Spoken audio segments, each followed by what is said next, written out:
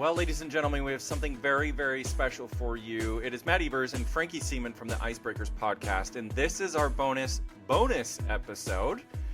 Frankie, take it away. Today, we have the absolutely divine ice dancers, Lilah and Lewis Gibson, 7-time British champions, current British champions in fact, 3-time European medalists and purveyors of amazing, incredible, brilliant, delicious ice dance routines. Welcome! Thank you. Thanks for having us. And we're so excited to be here. I'm very grateful. So I saw you guys 2 years ago on Dancing on Ice when I skated. That was my last season with Patsy Palmer. And then you guys skated this past week on Dancing on Ice as well. How was that to be back in the studio? Oh my God. Like, it was special the first time, but I think because of COVID, we didn't really understand fully, like, the community that's there and the love between everyone, because we were welcomed so much this time. Not that we were not welcomed the first time, but this time just felt like a really beautiful experience, so much more enjoyable. We got to do a little bit more as well, just working with some of the celebrities and chatting with Holly and Steven. Just, yeah, I really loved the whole experience this time around. Amazing. Now, you, Lewis, you have to take us back because Steven did mention, or Holly, somebody mentioned on the show this past week, that you started skating because of Dancing on Ice. Yeah, the first season, and Frankie's husband was one of the big parts. You were going to say that because you used to play football, didn't you? Yeah, and so for me, so I was sitting there watching the first season, kind of like, what is this, basically? And of course, David, footballer, and I was playing football at the time, and I was like, God, he looks like he's having so much fun, but also so challenged by it. And I was not getting that at all in football. I was just coasting, part of the group. And so I went along. We had a very local ice rink, and I even think there's another story there, Frankie, too. At Air Ice Rink? No? Did you ever skate at Air Ice Rink? We did. Didn't we do pros on ice at Ice Rink? We did, didn't we? We did, No. yeah. Do you mean, did I compete there? No, like when you were younger. I thought I was told this. Maybe this is lies. I think I might have. I might have competed there, actually. I can't remember because it was so long ago. But yeah, it was after that first season. So I went along and I just fell in love with the sport and continued to just grow my love for it through the challenge, through like all these little things that you have to learn as you go along. So that's it was interesting. pretty cool. It's interesting that you say that, Lewis, because my husband David, that you've already mentioned, obviously an incredible footballer, but he is through and through, without a doubt, a team player. Okay, he's a goalkeeper, so that is an individual role, very, very different to being an outfield player. But he's through and through a team player. And obviously, as an ice skater, even though I'm a pair skater, I started off like you as a single skater, and I am through and through an individual. I don't do teams, and so I find that the mentality, especially when you apply it to sport, is very different. And you're saying you were coasting, you were part of the team. I think it's probably clear that you're actually more of well, obviously you've excelled as an individualist in your sports, and obviously the pair of you together is incredible. And I see a pair team or a dance team as an individual entity. You know, you're two people, but you're working as one. Like and a I think unit. that's probably why you found your groove. I think so, and I completely agree with what you said, because everything that we do is together on the ice, like the highs, the lows, the wins and whatnot, and so it really does feel individual, except you get this extra little bonus of sharing it with someone and getting to chat things through and all of the extra little things. Yeah, for sure. And Lilah, can you tell everybody at home, because obviously you guys are still in the prime of your competitive career, and you guys train on what we call as skaters full-size ice or Olympic ice. And it's such a difference between what we have in the Dancing on Ice studio. How did you guys adapt? When you saw it for the first time, did you freak out? Because it's like a quarter of the size. Yeah. So this time around, it was an upside surprise. So when we did it, I think it was 3 years ago, right after the Beijing Olympics, we had a few days to prepare at Ali Pali in London. And so we coned off the ice and we just divided it up based off of the dimensions that we were told, kind of eyeballing it. And then we got to the studio ice, and it's an interesting shape because you have the tunnel coming out, and then it's this curve, but then you add a cameraman on skates circling around, which means a little bit less ice. And just the shape of it with the judging panel, it was smaller than we imagined. So we got there and we're like, okay, so no pushing. We're just gonna kind of walk around the ice, and we had to change the angles a lot. And then this time around, we knew that that was what was going to happen. So we coned off the ice. We were at Lee Valley this time, and we made it smaller than it was. So we got there and we're like, we can push. So it was an upside surprise, and Nice. it felt very spacious. And yeah, it's just funny because we're used to training on NHL size, which is small compared to the Olympic size that we can compete on. And then this is just the tiniest fraction of that. So it's always an adjustment, but a fun challenge. And you made it look fabulous, as always. Amazing. Thank you. Thank you. So you guys are based at the Ice Academy of Montreal, and obviously you have your fantastic coaches. We should name check them, obviously, because it's Roman, Mary France, Patrice. I mean, I really want to get into your choreography because I think ice dance has evolved so much, and you guys have consecutively medaled at the last 3 Europeans, and you're the first GB couple to do that since Jen and Chris did it. So, I mean, there's a big shoes to fill, and the entire nation is now waiting with bated breath. We're all watching you or following your careers. It's so exciting to be in England right now as an ice skater or as an ice skating fan. And of course, next year we have Europeans in Sheffield, which is my hometown. So I'm super excited for that to happen. You've got World coming up in March, which is so exciting. And then, of course, we're on the trajectory to the Olympics. So I know you guys have got a busy couple of years coming up. Yeah. But I have to ask you, like, what are your goals for the next few months and obviously the next few years?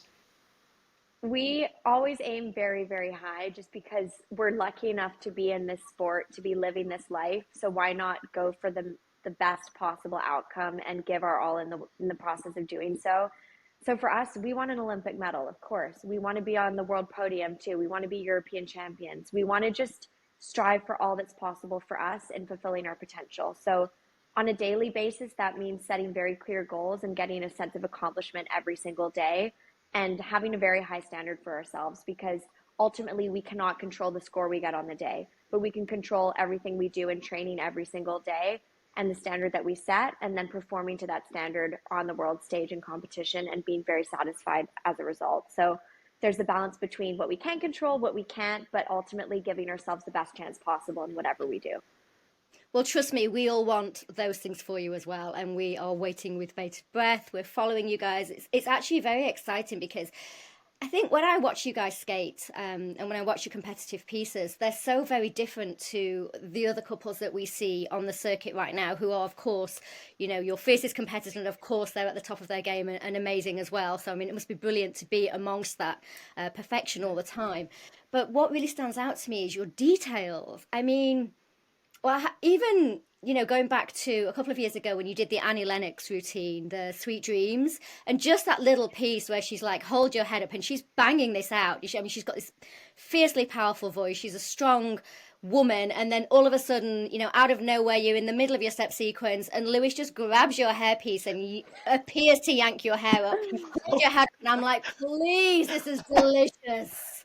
I mean, I just love these details. Beautiful. The rocky piece, it was so themed. The skipping that you were doing on the ice, I mean, just beautiful. And what we tend to see in ice dance is a very romantic kind of, or sometimes a very abstract feel to ice dance. And you guys are like, nah, we're not doing that. We're bang. I mean, these mashups, Lady Gaga, Beyonce, powerhouse women, come on. What is your inspiration, Lewis? I mean, I think first of all, we choose music that we love and we actually want to listen to. Like, that is it. Because I think people look at us and think, oh, I wonder if they have a formula, they do this, they do whatever. Honestly, we choose what we want to skate to because then we know we're going to love it, enjoy it, because you have to do that every single day, and that is tough. Like, I'm sure you guys know from being on Dancing Ice, you would not have gotten given a piece of music that you loved, and it is so much harder. So for us, like, of course, we've sort of geared towards these things that light us up, but along the way, there's so many things like the hair and just other choreographic things that we've come up with where it's almost started a little bit like tongue in cheek or a little bit of a joke of kind of should we just try this? Like, what's going to happen? And then Roman, who choreographs for us, is always like, what? But then he's like, okay, show me. And we're like, look, it's cool. There's a gag to it, you know? And I Yeah. love live performance, whether it's like a major superstar or whether it's a drag queen or whatever, you know, like someone who is giving real live entertainment. And that's what I think we give to the skating world is that energy that if you're here in the moment, it's special. Um, and so, I mean, we're just having fun literally out there with what we're doing. Just to add to that, I think that we want to make the audience member feel like they're a part of our team and a part of the party. And I think a part of that is just having inside jokes. So that's why we love that tongue in cheek. That's the phrase I was going to use. That cheeky element where they know this is the reference we're going for and we hit it in there. Just like I know Taylor Swift puts Easter eggs in her everything she does. Like we just want to have those little details that make it's like a wink to the audience, that moment of just like warmth and fun and something a little cheeky and spicy too. And I think that if we can add those layers in our performances, it just makes more dimension of enjoyment for the audience too.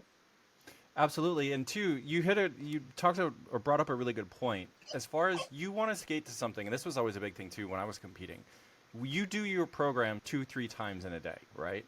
Yeah. And especially when you're in the heart of training, like you're doing it every single day. What people don't realize at home is that when you're in the thick of competition, we're talking months and months and months and months. Whereas people know ice skating in the UK because of Dancing on Ice, where they have their routine for 5 days, right? You guys are training for months and months before you get to your first competition, and then it's a 4 or 5 month competition Yeah. sequence. So I think it's so important. Can you sort of talk us through like what the rest of your year looks like? I know we're kind of coming to the end of it, are we not? So Yeah. what are your how do you guys train at this point of the year? Do you want Yeah, to take it, Liz? Yeah. yeah, sure. So we generally do about average 8 competitions a season, and we just finished our seventh, so the European Championship, or eighth, whatever it would be, and we have one more, so the World Championships, and it's in about 5 and a bit weeks. So right now we've just come back from that competition, so we're sort of on like a little bit of a down. We'll build it up. So getting to the run-throughs, making little changes again. And then we'll take a little bit of a break, couple days, and then we start again to build it up for Worlds. So you never sort of want to sit up here at your like peak performance the entire time. We want to keep building layers, keep pushing harder at certain sections, and for us, really polishing what we had just done at the European Championships and making it a better product, hopefully by Worlds. I think we should talk about Europeans in Sheffield because obviously it is going to be a huge moment, especially for, well, for any British team, but for you guys especially with the success that you've had and with the momentum that we've seen building throughout your careers. And obviously you're nowhere near the end of your career, so we know that this is where you're just reaching, you know, your peaks. So we're looking at January the 13th to the 18th, 2026 in Sheffield, which is my home rink. And I'm so excited that you guys are going to be there. And we know that you're going to be competing for that gold medal, as you said, that you are always pushing and striving for the best, and absolutely so you should be. This is the first time that we've held Europeans in the UK for 10 years. And that must feel like there's a lot of pressure on you guys. How are you handling that? I just think it's about time. I'm like, why can't we have it sooner? So I remember I was a flower girl at the last European Championships, and I took the train to Sheffield every weekend to do our rehearsals, and I was just starstruck the whole time, like giving the flowers to all the stars and just thinking, oh, maybe one day that could be me out there. And then the fact that it's come full circle and it's in Sheffield, it's just such a special moment. And we had the experience recently at the Grand Prix. I think it was 2 years ago in Sheffield. And that was our first time having an international competition with a home crowd. And we went into it thinking, oh, is it going to feel like a lot of pressure? What's it going to be like? It was just the most heartwarming experience possible. It was very overwhelming in the best way, very emotional, and just so enthusiastic for all nations. Like, it doesn't matter where the skaters were from. The Sheffield crowd, the British crowd, was so happy and supportive and encouraging. So if you put that in an arena this time, where there's way more hype around it, and it's the Olympic season, you know, we're going for gold. I just, I think the word that comes to mind, it's electric. It's going to be electric there. And I just hope as many people as possible can show up and buy those tickets and that we can put on a good show for them. Well, tickets are on sale at the moment, actually. I think you can buy tickets for the whole gala at the moment if you head over to the British Ice Skating website, and they're on sale. And actually, I think there's still a few ringside tickets available, and they're on sale till March. And then Ooh, after that, they'll be selling the individual day tickets. So I'm sure it's going to be sell out for you guys. There's still a little ways to go, but do I get your hope tickets so. fast, people, because it will be selling Yeah. quickly. And Yes. I mentioned this on the main podcast too. Like if you've never seen ice skating live, especially at a world level like Europeans is, you have to experience it because you will never. I mean, it's one thing watching celebrity skate on a Sunday night on TV, but then to see the real athletes go out there and do what they've been training their entire lives to do is just you'll never forget it. Yeah, it's pretty amazing. Yeah. Live skating is another dimension. Like when you can hear the blades and you feel and you see the speed, it's nothing like what you see on TV.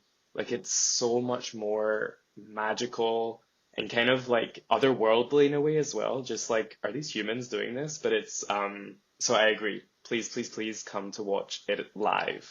Now, one last question for me. I know we got to let you guys get going because your schedule is immense at the minute. But whenever we have guests on, I just, especially at your guys' level, I would love to just, in a couple of short sentences, what do you guys do for motivation individually? Like, how do you get up in the morning when it's a cold and rainy day and you're not feeling it because we're all human beings. We all go through these mental swings, right? Like, what do you guys do to really pick yourselves up? I think the first thing that comes to mind for me is not forcing it. Because if it's fake, it's not sustainable and it's even more exhausting. So I won't try to wake up and be 110% immediately. I'll allow myself the build. I'll rev up throughout the day and I know, okay, when I hit the ice, I want to be my best self. How do I get there? What are the steps that I take? It could be taking a moment with my coffee and just zoning out. It could be thinking about what goals I want to achieve that day. It could be listening to some music in the car and singing along, harmonizing with Lewis. Whatever it is, there's these little ways that I can boost my mood to get myself to the best state that I want to be on the ice. And I think in terms of motivation when I'm there, it could be for some people it's thinking about I want to win this medal. For me, it's I want to be my best self today. What does that look like? Okay, I need to bring positivity today. I want to be extra courageous today. I want to be extra patient today.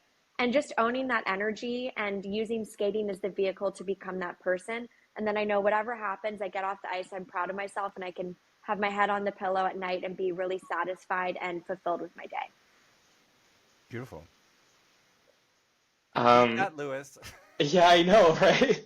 Maybe I should have Lewis went is first. like, I want to win a gold medal. Yes. No, I think like for me, like it's the kind of the snowball effect of motivation a little bit. Like I'm always, everyone has a to-do list. Everyone has things in front of them. They're like, oh God, whether it's the dread of doing that or, Yeah. like if you wake up with the enjoyment to go do something fabulous. If you Yeah. don't though, like for me, I always try to take the one thing, that easy step first, whether it's the thing I wanted to do the most or it's like, oh no, that's the simple task. Okay, I do that.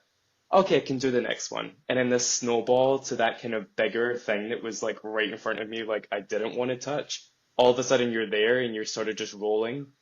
I think that sort of mentality helps me. And I think at the rink, in competition, whatever, when it's more stressful, for me, it's like, I'm lucky just to do this. Like, first of all, like, this is where I want to be.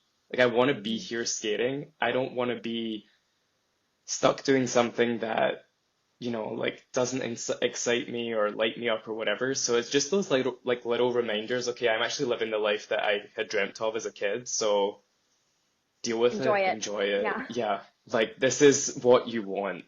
So just don't get in your way, basically. Yeah. Don't get in. I Yeah, love don't that. let yourself get in your way. Yeah, Yeah, exactly. Yeah. very nice.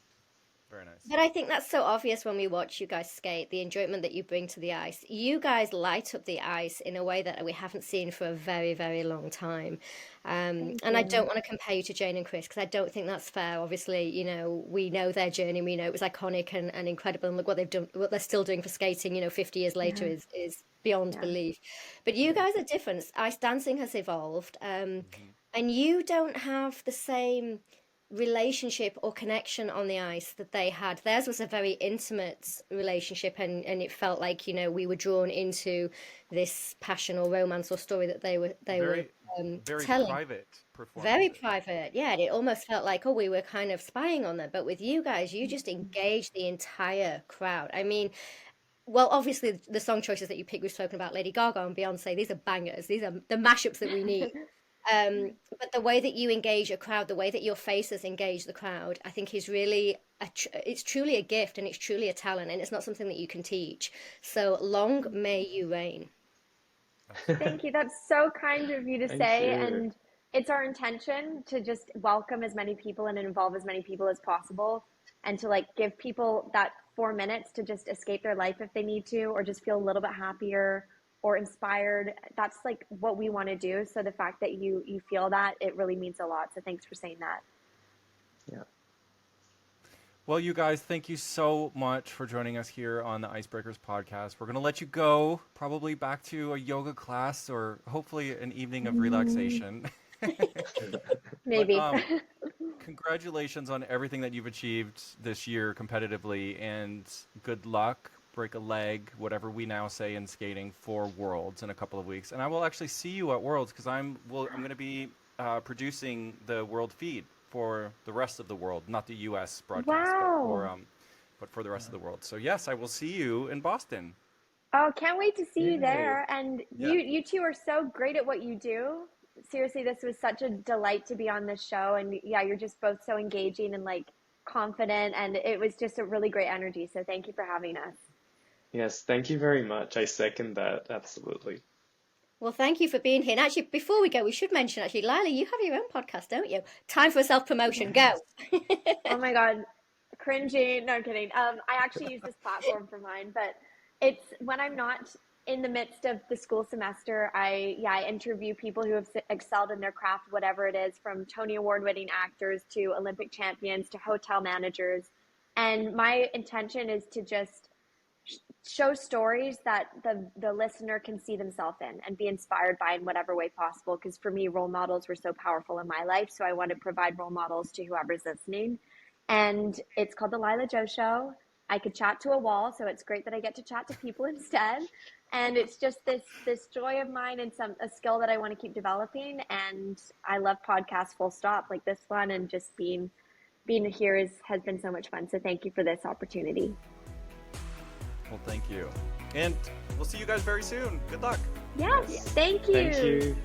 For more information about the European Championships in 2026, head over to iceskating.org.uk. All event tickets are on sale now until March 31st, and after that, single day and gala tickets will go on sale later in 2025 once the event schedule has been finalised.